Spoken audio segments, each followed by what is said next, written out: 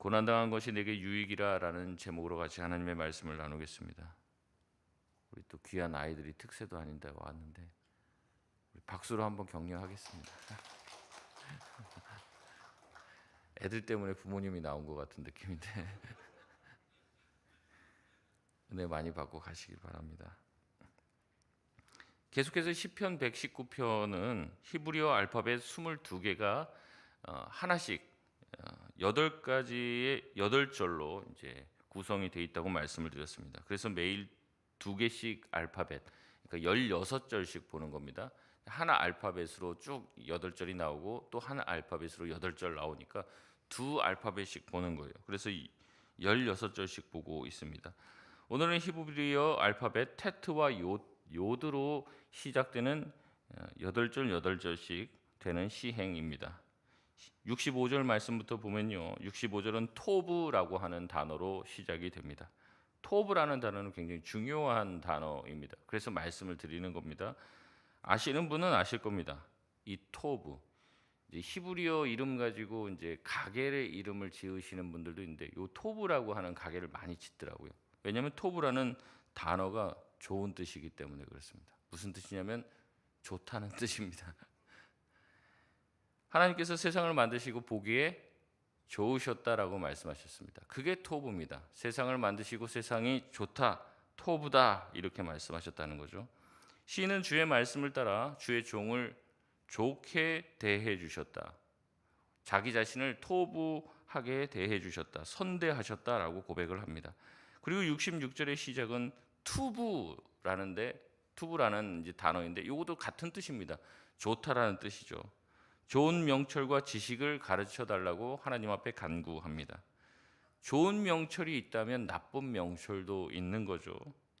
이상하게 악인들은 머리 회전이 빠릅니다. 그리고 게으르지도 않아요. 부지런하죠. 사람을 공경에 빠뜨리고 함정에 빠뜨리는 데 능합니다. 그러나 사람을 살리고 모두가 평안한 길을 찾는 길은 쉬운 길이 아니에요. 그래서 항상 선한 자들은 고난을 겪게 됩니다. 그렇지만 선한 길을 가야 하기 때문에 좋은 길 찾을 수 있는 좋은 명철을 달라고 시인은 기도하고 있습니다. 시인은 좋은 명철 또 판단을 내릴 수 있도록 해달라고 지혜를 요청하고 있습니다. 그 이유가 내가 주의 계명을 믿기 때문이라고 고백을 합니다.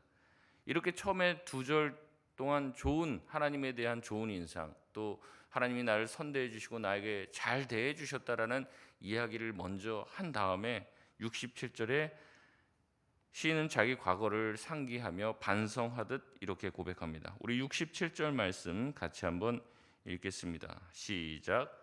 고난 당하기 전에는 내가 그릇 행하였더니 이제는 주의 말씀을 지키나이다. 아멘. 67절의 시작은 히브리어 테렘을 씁니다. 뭐뭐 전에라는 뜻인데요. 내가 전에는 그릇 행했다라고 말합니다. 내가 그전에는 죄를 지었다라고 이야기합니다. 그러나 내가 고난을 통해서 주의 말씀을 비로소 지키게 되었다라고 말하고 있습니다. 다시 말해 그전에는 죄를 지었지만 고난을 통해서 어떻게 됐다는 거예요? 이제는 말씀을 지키는 사람이 되었다. 그러니까 자기의 과거는 하나님이 기뻐하시는 모습대로 살지 않았다는 고백이죠. 다시 68절은 톱으로 시작을 합니다. 선하신 주님은 선을 행하십니다. 선하신 주님께서는 선을 행하신다는 것, 이것은 너무나 당연한 말이죠. 근데 하나님이 선하신 이유가 뭐냐? 하나님이 선을 행하시기 때문에 하나님이 선하신 게 아니라, 좀 이게 말이 복잡한데, 선하신 하나님이 행하시는 모든 게 다 선하다는 거예요. 그러니까 무슨 말씀인지 아시겠습니까? 하나님이 선하다라고 했을 때 우리는 하나님이 선을 행하시는 것이니까 하나님이 선하다 이렇게 말을 한단 말이죠. 근데 그게 아니라는 거예요. 시인이 뭐라고 고백하냐면 하나님 자체는 선하신 분이에요. 하나님 자체가 선이라는 거죠. 그러니까 하나님이 행하시는 모든 게 다 뭐라는 거죠? 선이라는 거죠. 그걸 믿어야 된다는 겁니다. 이게 이제 지금 우리가 보는 8절의 핵심 구절입니다. 이 개념을 알고 계셔야 돼요. 우리가 하나님을 왜 선하다고 하냐? 그분 자체가 선하기 때문에 그분이 행하시는 모든 게 선한 거예요. 그분이 선을 행하시기 때문에 선을 행하시는 거 보니까 하나님은 선하시구나 이렇게 판단하는 게 아니라는 거죠. 제가 이 말씀 다시 한번 드리는 거는 이 시 전체의 전제가 그렇기 때문에 그렇습니다. 이 전제를 모르면은 이것을 해석하기가 좀 쉽지가 않아요. 하나님의 본질 자체가 선하십니다. 그래서 그분의 행하시는 모든 일, 우리가 보기에는 선이 아니라고 보여지는 모든 일 또한 뭐라는 거예요? 선하다는 거예요. 그걸 믿는 게 굉장히 중요합니다. 이것을 시인은 깨달았습니다. 이것을 깨닫지 못하면요, 신앙생활에서 또 내 인생을 살면서 닥치는 수많은 일들에 대해서 계속 의문점이 생기는 거예요. 하나님이 살아계시다며, 하나님께서 전지전능하시다면서, 하나님이 날 사랑하신다면서 왜 이런 일이 발생해? 이해를 못하는 거죠. 근데 시인은 뭐라고 얘기하냐? 하나님은 선하시기 때문에 하나님이 행하시는 모든 것이 선하다. 내가 선이 아니라고 느껴질지라도 하나님이 행하시는 모든 것은 선하다. 이걸 고백을 하는 거예요. 우리는 우리가 생각하고 우리가 원하지 않는 상황이 생기면 뭐라고 생각합니까? 하나님이 선하지 않은 분처럼 느껴져요. 근데 그건 내 느낌일 뿐이죠. 내 판단일 뿐이죠. 하나님은 선하시다는 거예요. 그래서 그분이 하시는 모든 일이 선하심을 깨달을 때 우리는 납득이 되지 않아도, 이해가 되지도 않아도 하나님께서 반드시 나에게 모든 것을 합력하여 선이 되게 하신다, 토부가 되게 하신다는 것을 믿음으로 고백하게 된다는 겁니다. 이것이 바로 우리가 상황이 막 바뀌어도요, 하나님을 계속 붙들 수 있는 힘이 됩니다. 하나님은 선하시다. 내가 이해가 되지 않아도 왜 이런 일이 발생하지? 왜 갑자기 병에 들지? 왜 갑자기 누가 죽지? 왜 갑자기 이런 험한 일이 생기지? 막 그러면 우리가 막 혼란스럽잖아요. 하나님 좋으시다며 왜 나한테 이런 일을 행하시나? 그런데 하나님께서 선하시다라는 것 자체, 하나님이 뭘 선을 행해서 선이 아니라 하나님 자체가 선하시다는 것을 알면 모든 결과에 대해서 우리가 납득하고 믿고 나아갈 수 있는 것이죠. 그러나 하나님의 반대편에 있는 자들은 이렇게 얘기합니다. 67절에 교만한 자들이죠. 69절에 그들은 자신이 하나님 위에 앉아 있어요. 자신들 마음대로 판단하고 행동합니다. 성실하게 하나님의 말씀을 따르는 자들을 조롱하는 것이 교만한 자들이에요. 야, 너 왜 그런 일이 생긴 줄 알아? 하나님 말씀 안 들어서 그래. 하나님 말씀대로 살지 않으니까 하나님 널 치시는 거야, 벌하시는 거야. 하나님 널 사랑하지 않아. 계속해서 조롱을 하는 거예요. 고난이죠. 그러나 시인은 이 모든 고난을 통과했습니다. 통과하면서 하나님의 선하심을 더욱더 붙들고 있기 때문에 이런 교만한 자들의 조롱과 공격 따위에 흔들리지 않는 거죠. 시인은 교만한 자들이 아무리 공격해도 나는 주의 법들을 더욱더 확실하게 지키겠다고 고백을 합니다. 70절의 시인은 교만한 자의 마음이 살이 쪄서 무겁고 무감각해졌다라고 말합니다. 그리고 자신과 비교를 해요. 그들의 마음은 둔하여졌어요. 이제는 하나님의 말씀이 들어도 들리지 않는 상태가 되었습니다. 그러나 나는 하나님의 말씀에 민첩하여 주의 법을 즐거워한다라고 고백을 합니다. 몸만 날씬한다고 되는 게 아니죠. 마음이 날씬하고 순종하는데 재빨라야 합니다. 그래서 시인은 마음에 살이 쪄서는 안 된다고 말하며 마음, 심장에 살이 찌면 둔하여지고 굳은 심장을 가지고 있는 사람은 심장으로부터 혈액을 공급받지 못하기 때문에 생명력을 잃는 사람이 된다는 것을 비유적으로 표현하고 있습니다. 그러면서 다시 시인은 71절에 아까 했던 고백과 유사한 고백을 다시 한번 합니다. 우리 71절 말씀 우리 같이 한번 읽겠습니다. 시작. 고난당한 것이 내게 유익이라 이로 말미암아 내가 주의 율례들을 배우게 되었나이다. 아멘. 여러분, 어떻게 고난당하는 것이 유익이 될 수 있어요? 그러나 시인에게 고난은 유익입니다. 고난을 통해서 67절 말씀에 주의 말씀을 지키는 자가 됐어요. 고난을 통해서, 그전에는 그릇 행했는데 고난을 통해서 주의 말씀을 지키는 자가 되었어요. 71절의 말씀처럼 고난을 통해 주의 율례들을 배우게 되었어요. 그러니까 고난이 나쁜 것이 아니라 고난이 하나님이 나에게 주시는 선이라는 것을 깨달았기 때문에, 그렇기 때문에 지금 고백을 하는 겁니다. 고난이 유익이다. 시인이 이렇게 고백할 수 있는 것은 결국에 그 전제, 하나님은 어떤 분이에요? 선하신 분. 나에게 행하는 모든 것이 선하다는 것을 알기 때문에 고난 또한 나에게 유익이 되게 한다는 거죠. 하나님은 선하신 분이기 때문에 나에게 생긴 그 고난도 반드시 선이 되고 유익이 되게 하십니다. 그 고백을 하는 거죠. 그래서 72절에 시인은 주의 입의 법이 천천 금은보다 더 좋다라고 고백을 합니다. 여러분 어떻습니까? 저와 여러분에게 천천 금은이 더 좋습니까? 주의 말씀이 더 좋습니까? 이 고백이 저와 여러분의 고백이 되시길 바랍니다. 하나님이 선하심, 하나님의 위대하심, 하나님의 말씀이 세상의 어떤 천천 금은보다 더 좋다고 고백하는 자에게 세상의 어떤 시련과 공격은 아무 소용이 없어요. 왜냐하면 하나님이 선하시기 때문에. 목에 칼이 들어와도 하나님이 선하시기 때문에. 내가 만약에 순교한다고 하면 그것 또한 하나님이 반드시 선으로 만들어 주시기 때문에 아무렇지도 않다는 거죠.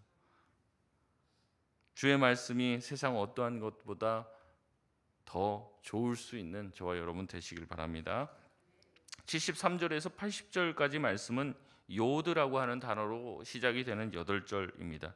73절은 당신의 손이라고 하는 단어로 가장 먼저 시작합니다. 당신의 손, 주의 손으로 번역이 됐죠. 주의 손이 나를 만들고 나를 세우셨으니 우리는 당연히 피조물입니다. 창조주의 계명을 배워야 하는 거죠. 나를 만드신 분이 나를 가장 잘 아시기 때문입니다. 그러나 이러한 고백은 73절의 말씀에 보면 내가 깨달아야 하는 것입니다. 거기 한번 동그라미를 치면 좋을 것 같아요. 내가 깨달아 주의 계명들을 배우게 하소서. 주의 손이 나를 만들고 세우셨다라는 것은요, 자기가 깨닫게 됐을 때 알게 되는 겁니다. 깨닫지 못하면 그냥 말뿐이죠. 하나님이 나를 만드셨다? 그래서 어쩌라고 이렇게 얘기하는 거예요. 근데 정말 이것을 깨닫게 되는 자들만 주의 계명을 내가 배우겠다라는 고백을 하게 되는 거죠. 우리는 섣불리 우리 인생의 주인이 우리 자신인 줄 알 때가 많이 있습니다. 우리 자신이 우리 인생의 주인이고 우리 교회의 주인이고 우리의 가정의 주인이고 우리 나라의 주인이라고 생각하는 경우가 많이 있는데 그렇지 않다는 거죠. 우리나라를 세우시고 우리 가정을 세우시고 우리 교회를 세우신 주인은 누구십니까? 하나님이시죠. 우리는 그분의 피조물이에요. 아무것도 아니에요. 우리는 아무것도. 하나님이 누구신지 깨달을 때만은 우리가 할 수 있는 고백이 바로 이 고백인 줄 믿습니다. 우리가 그걸 잘 몰라요. 하나님이 얼마나 위대하신 분인지. 어디 높은 사람, 어디 회장님, 어디 높은 정치인이 우리를 불러준다고 하면 어때요? 막 신이 나죠. 어떻게 내가 그 좋아하는 사람들, 그 유명한 사람이 나를 만나려고 하나? 근데 하나님이 부르신다고 했을 때는 그건 대수롭지 않게 생각해요. 하나님이 나에게 뭘 맡기신다고 하면 부담이나 느끼지 그거를 영광으로 생각하지 않는다는 거죠. 왜냐하면 우리가 하나님을 그만큼 어떠한 분이신지 깨닫지를 못하기 때문에 그런 거예요. 깨달으면 겸손해집니다. 깨달으면 함부로 행동할 수가 없는 거죠. 내가 깨달아 이 단어를 직역하면요, 나를 깨우쳐 주소서라는 명령형의 기도입니다. 하나님한테 굉장히 강력하게 얘기하는 거예요. 주님, 내가 피조물이고 내가 아무것도 아닌 존재임을 주님 깨닫게 해 주소서, 이렇게 얘기합니다. 자기 자신도 그런 거예요. 자기 자신도 깨닫지 못하면 어떻다는 거예요? 자기 마음대로 행동하니까. 시인은 자기 자신의 교만함을 압니다. 자기 자신이 문득문득 내 마음대로 말하고 내 마음대로 행동하고 내 주장을 한다는 것을 아는 거예요. 그래서 깨닫게 해달라고. 내가 얼마나 부족한 존재이고 내 위에 창조주 하나님이 계시다는 것을 깨닫게 해달라는 거죠. 제가 말씀드리지만 교회 다닌다고 다 같은 교인이 아닙니다. 깨달은 교인들이 있어요. 깨달은 교인들. 하나님의 살아계심을 깨달았어요. 하나님의 선하심을 깨달은 사람이 있습니다. 말씀이 반드시 성취됨을 깨달은 사람들이 있어요. 말씀의 깊이와 말씀의 기쁨, 하나님의 위대하심을 깨닫고 정말로 믿는 사람이 있고 그렇지 않은 사람이 있다는 거죠. 시인이 고백합니다. 주님, 나를 깨닫게 해주소서. 내가 피조물이고 하나님의 위대하심과 선하심을 깨닫게 해달라. 바라기는 저와 여러분도 이 기도를 하실 수 있기를 바랍니다. 우리가 깨닫지 못하면요, 어리석게 행하는 거예요. 그러다가 나중에 깨닫게 되는 거죠. 내가 교만했구나, 내가 어리석구나. 그걸 깨닫지 못하면 계속 그렇게 행하는 것이죠. 74절의 시인은 주를 경외하는 자들도 내가 주의 말씀을 바라는 까닭에 기뻐했다라고 말합니다. 교회 안에도 마찬가지예요. 같은 신앙을 다 가지고 있는 게 아니거든요. 이따 보면은 정말 꼭 하나님을 사랑하는 신앙 가지고 있는 분도 계시지만 그냥 나오시는 분들도 있고, 서로 정죄할 필요는 없습니다. 근데 나와 같은 신앙의 어떤 결을 가지고 있는 사람을 만날 때 마음의 기쁨이 넘치는 거죠. 내가 주님을 사모하는데 나만큼이나 주님을 사모하는 사람 만나면 이게 시너지가 나는 거예요. 너무 뜨거운 거예요.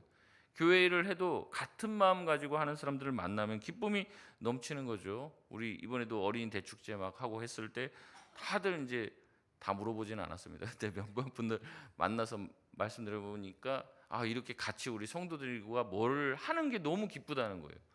그러니까 이제 구역에 있고 자기 이제 구별돼 있는 그 일만 하다 보면 이제 맨 만나는 사람 똑같은데, 이렇게 할 때 뭐 청장년들 다 애들까지 만나서 같이 뭐 팝콘 만들고 뭐 이거 만들고 같이 이 사역을 하다 보니까 또 같이 서로 대화도 하고 친해지는 거죠. 그러니까 함께 하는 분들이 많이 계시니까, 같은 마음을 가지고 있는 사람이 많이 있으니까 이제 기쁘고 즐거운 것입니다. 같은 곳을 바라보고 같은 곳에 있고 같은 곳에서 같은 추억을 쌓을 때, 오늘도 마찬가지지만 같은 이제 새벽 아침 공간에 같이 있을 때 뭔가 동지의 어떤 그런 끈끈함을 느끼는 거죠.